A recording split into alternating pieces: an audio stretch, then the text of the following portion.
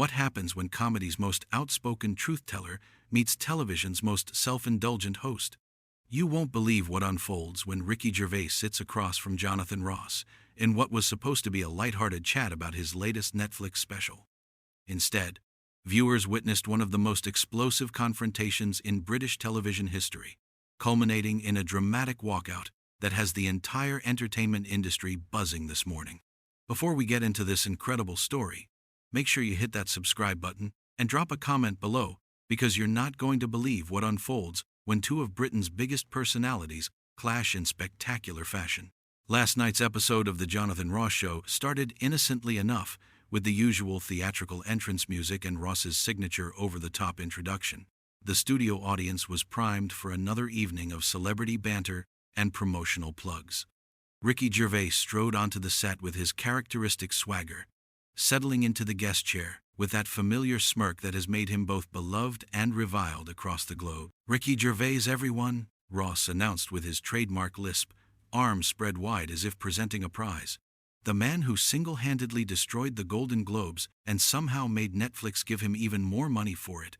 The audience laughed, but there was something in Gervais's expression that suggested he wasn't entirely amused by the introduction. He adjusted himself in the chair, his jaw tightening almost imperceptibly, as Ross continued his opening monologue. "Now, Ricky, you've got this new special coming out, and I have to ask, are you planning to offend absolutely everyone again, or are you going to leave someone out this time?" It was meant as a softball question, the kind of setup that usually allows guests to launch into their prepared anecdotes. But Gervais's response carried an edge that immediately shifted the atmosphere in the studio. "Well, Jonathan, that depends. Are you planning to ask me any actual questions tonight? Or are we just going to sit here while you perform for your audience?" The studio fell silent for a moment. Ross's famous grin faltered slightly, but he quickly recovered, letting out his characteristic high-pitched laugh. "Oh, someone's in a feisty mood tonight. I love it when my guests have a bit of fire in them." But Gervais wasn't smiling. He leaned forward slightly, his voice taking on that dangerous tone that anyone familiar with his work would recognize as a warning sign. "Fire? Is that what you call it when someone expects basic professionalism from their interviewer?"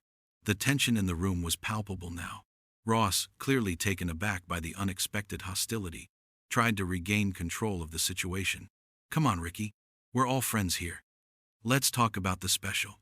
I hear you're taking aim at cancel culture again. Brave stuff, really." "Brave?" Gervais's eyebrows shot up, his voice dripping with disdain. "Brave would be you actually doing some research before dragging your guests on here. Brave would be asking questions that weren't written on a card by some 22-year-old researcher who clearly hasn't watched a single minute of my work."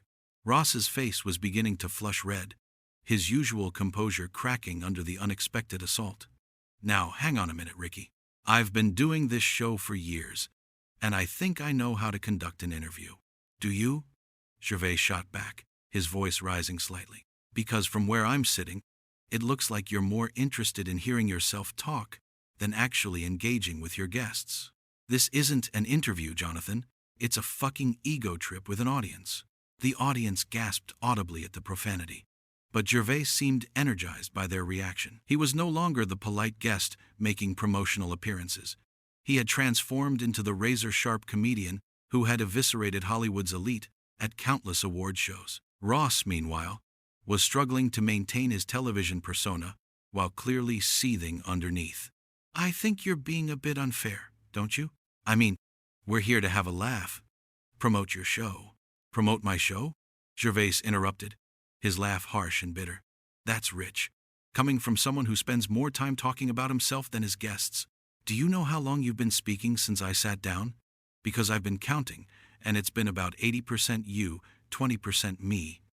That's not an interview, that's a monologue with occasional interruptions." The atmosphere in the studio had completely transformed. What began as a standard celebrity chat show appearance was rapidly devolving into something far more sinister. The audience members were shifting uncomfortably in their seats, unsure whether they were witnessing planned entertainment or genuine animosity. Ross attempted to laugh off the criticism, but his voice betrayed his growing anger. "Well, I'm sorry if my style doesn't meet your exacting standards, Mr. Gervais. Perhaps next time you'd prefer to interview yourself." The sarcasm in Ross's voice was unmistakable, and it was exactly the wrong approach to take with someone like Gervais. The comedian's eyes narrowed, and when he spoke again, his voice was deadly quiet, a stark contrast to the increasingly agitated tone of his host. "Your style, Jonathan? Is that what we're calling this amateur hour performance? Because I've seen more professional interviews from YouTubers filming in their bedrooms." But what happened next would transform this already heated exchange into something far more explosive, setting the stage for one of the most dramatic moments in British television history. Ross, his face now visibly flushed with anger, decided to take a more personal approach, a decision that would prove to be his biggest mistake of the evening. Leaning forward with that predatory smile that had made him famous, he delivered what he clearly thought would be the knockout blow. "You know what, Ricky? For someone who's made a career out of being brutally honest, you seem pretty sensitive when someone else calls you out. Maybe all that Netflix money has made you a bit soft?" The studio fell dead silent. Even the cameraman seemed to freeze, as Gervais's expression transformed from annoyed to absolutely livid. When he spoke, his voice was so quiet that the microphones had to strain to pick it up, but every word cut through the air like a blade. "Soft?" Gervais repeated, his head tilting slightly to one side. "You think I'm soft, Jonathan? That's fucking hilarious. Coming from someone who spent the better part of 2 decades kissing celebrity arse on television." Ross's confident smirk began to waver, but he was too committed to back down now. "At least I don't spend my time punching down at people who can't fight back. Some of us know how to be funny without being cruel." The audience collectively held its breath. Ross had just crossed a line that anyone familiar with Gervais's work would recognize as dangerous territory. The comedian's reputation for dismantling critics was legendary, and Ross had just handed him all the ammunition he needed. Punching down? Gervais's laugh was cold and mirthless. "That's rich, Jonathan. Really fucking rich. Coming from the man who built his entire career on making awkward celebrities squirm in their seats for your audience's entertainment. At least when I take shots at people, I'm honest about it. I don't hide behind this fake charm and pretend I'm their mate while I'm setting them up for humiliation."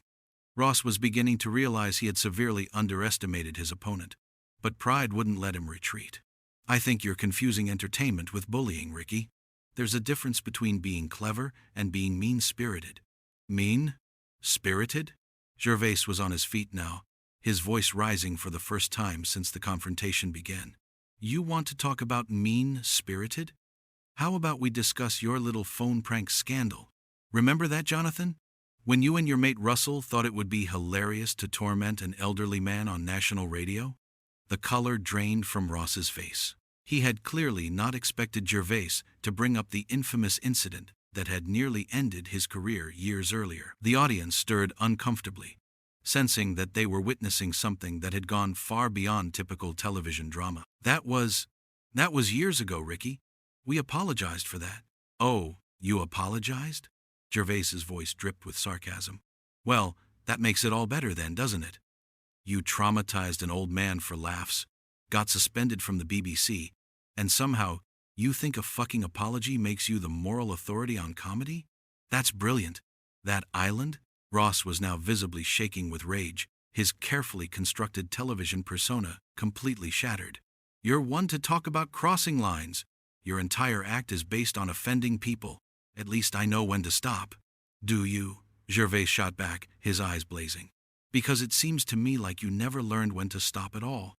You just learned how to be more subtle about being a complete bastard.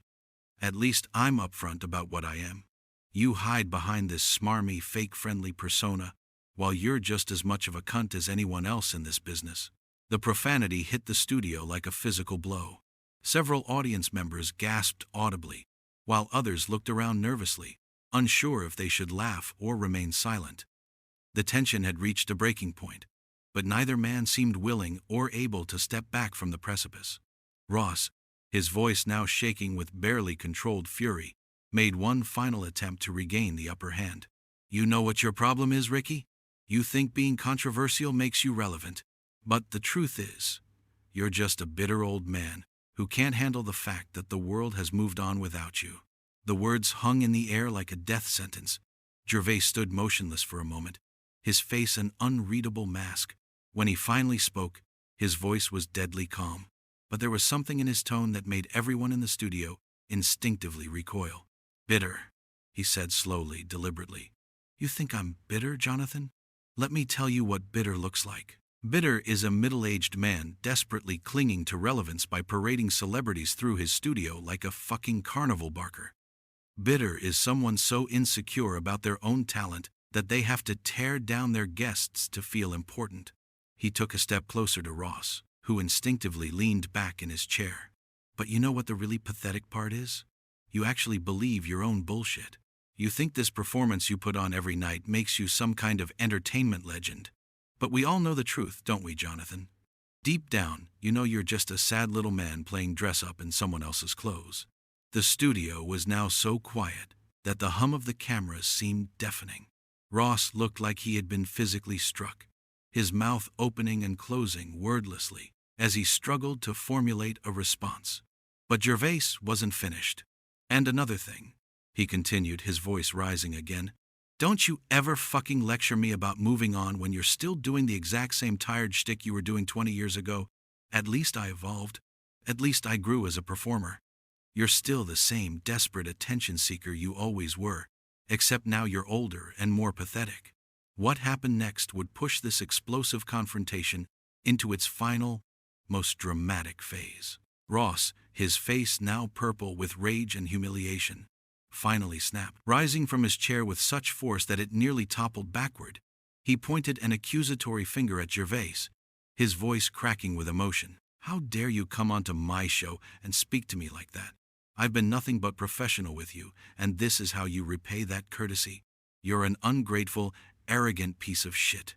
The audience gasped collectively at hearing their usually composed host lose complete control, but Gervais merely smiled. That cold, predatory grin that had terrorized Hollywood executives at award ceremonies around the world. "Professional?" Gervais laughed, but there was no humor in it whatsoever. "Is that what you call this amateur hour performance? Jonathan, you wouldn't know professionalism if it bit you on your saggy arse. You've spent this entire interview trying to make yourself look clever at my expense, and now you're throwing a tantrum because I called you out on it. Get out!" Ross screamed, his voice breaking completely. "Get the fuck out of my studio! I don't have to sit here and take this abuse from some washed-up has-been who thinks shock value equals talent." The studio erupted into chaos. Audience members were looking around frantically, some pulling out their phones to record the unprecedented meltdown, while others sat frozen in disbelief. The production crew stood paralyzed, unsure whether to keep rolling or cut to commercial. But Gervais remained completely calm, straightening his jacket with deliberate precision. When he spoke, his voice cut through the pandemonium like a knife through butter. "Washed? Up? Has been?" He shook his head slowly, almost pitying. "Jonathan, I've got more Netflix specials lined up than you have brain cells left. But you know what? You're absolutely right about one thing. I don't have to sit here and take this. Not from you, not from anyone." He turned toward the audience, his demeanor shifting slightly as he addressed them directly, completely ignoring Ross, who was still standing behind him, trembling with fury. "Ladies and gentlemen, I came here tonight to talk about comedy, about my work, about the things I'm passionate about. Instead, I've been subjected to 20 minutes of the most unprofessional, self-indulgent horseshit I've ever encountered on television.